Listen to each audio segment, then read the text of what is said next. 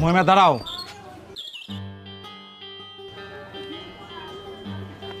কোথায় যাও? বান্ধবীর বাসায়। না, যাও ঘরে যাও। সামনের শুক্রবার তোমার বিয়ে। এই মুহূর্তে বাইরে বের হওয়াটা তোমার ঠিক হবে না। আমার বিয়ে? কিসের বিয়ে আমার? তুমি আমাকে না জানিয়ে কিসের বিয়ে ঠিক করো? তোমার বাবা যে সিদ্ধান্ত নিয়েছে সেটাই হবে।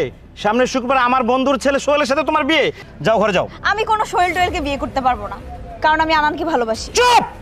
বাবার মুখের উপর তর্ক করবে না। কি আছে আনানের যে তুমি আনানকে ভালোবাসো? শোনো, আমার কথার যদি অবাধ্য হও তুমি, আমি আনানকে দুনিয়া থেকে সরিয়ে দেব। অবশ্যই তুমি আনানের লাশ দেখতে চাও না? যদি লাশ দেখতে চাও তাহলে তুমি যেটা করতে চাও সেটাই করো। আর যদি তুমি আনানের লাশ দেখতে না চাও তাহলে বিয়ের জন্য তৈরি আনো। ঠিক আছে, তোমার কথায় আমি বিয়েতে রাজি। তারপরে তুমি আনানের কোনো ক্ষতি